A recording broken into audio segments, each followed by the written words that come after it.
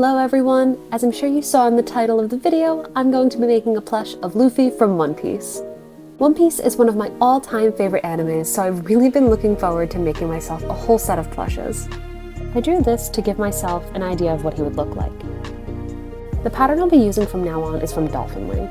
I lost my old patterns in a small move, but I absolutely adore Dolphin Wing's work, so I'm happy to show it off.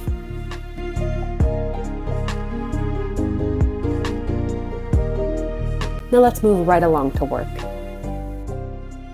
drew out all the designs for the straw hats before this, so I can't show that process, but that doesn't mean I won't do it in the future. I also wanted to show a bit of the embroidery preview after I had vectorized and translated the file in InkStitch. I always watch this whole preview all the way through to make sure everything goes smoothly.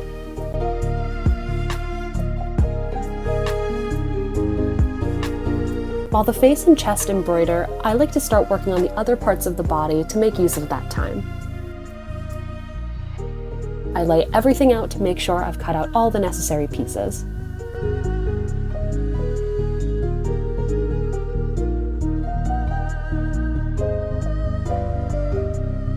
The seam allowance on the plushes I make is always so small it makes me worried about my old machine, but I like to optimize the fabric. Make the most out of what I get.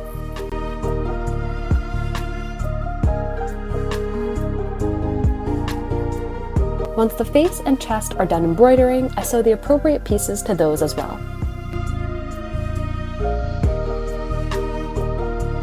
I'm using minky fabric for Luffy's body, which can be very slippery because of the fibers, so I'm pinning the face and the headpieces together to keep them in place.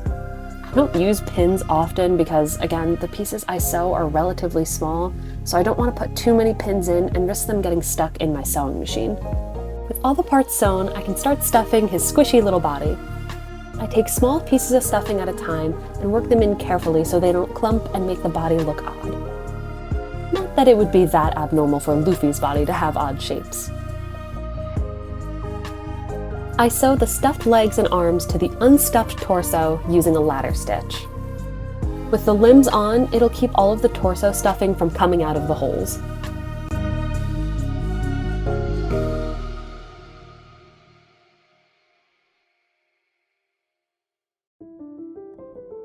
Now to stuff his big old noggin with stuffing, because we know there's no brain in there.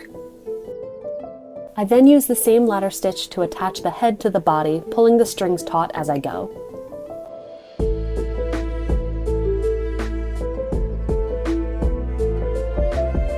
Oh my goodness, look at him! The material I got has a stretchy quality to it that fits so perfectly for the stretchy little pirate king.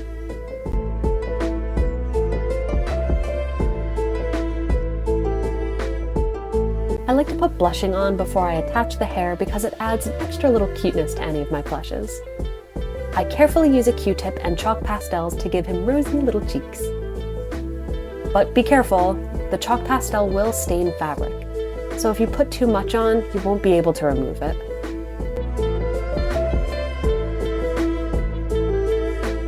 I use the face pattern to help me sketch out on paper what I want for the bangs. I'm referencing a picture of Luffy off-screen to pick out the most important spikes in his design. Too many spikes may not translate well on this tiny scale.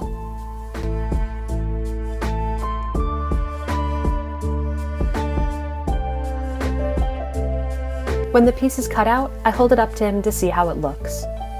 Drawing the spikes a little bigger than you want makes it easier to trim them down after the fact.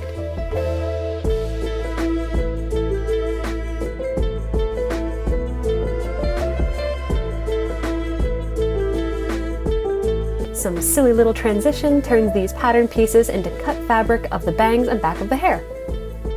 Make sure you flip the pattern when you cut out the second piece for each, since the material usually has a good and bad side.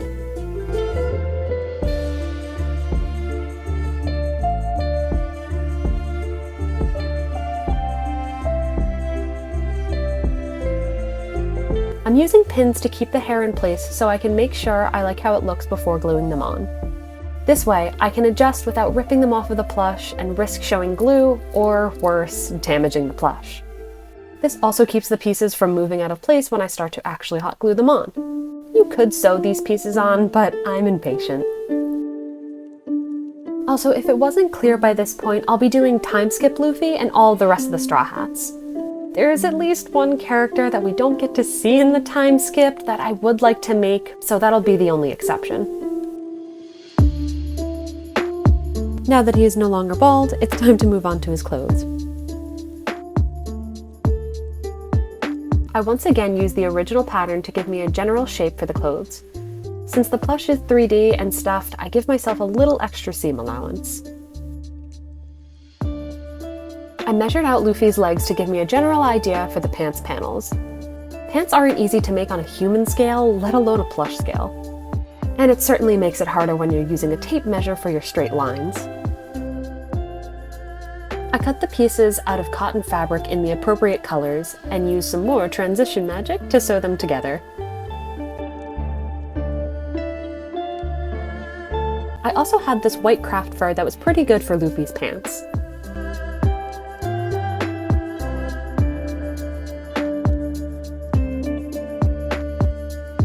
The fibers were a bit too long in this scale, so I just chopped them down.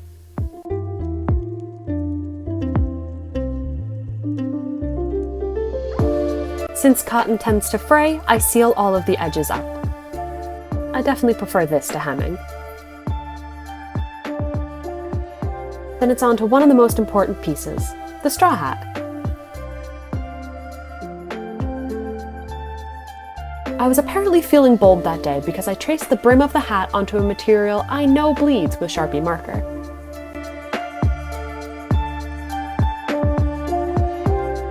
I cut out 2 brims and a strip the size of the inner circle.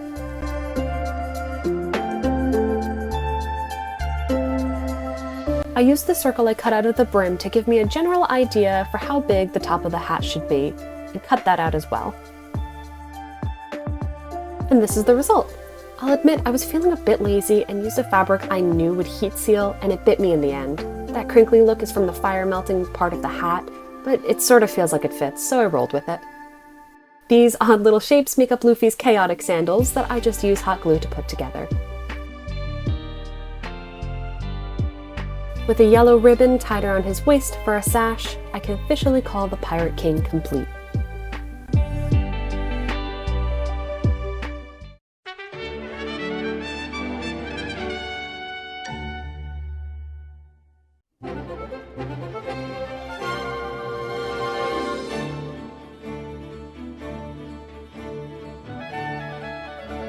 If you liked the video, please leave a like and subscribe to see the rest of the Straw Hats come to life in the future. Thanks so much for stopping by. See you next time!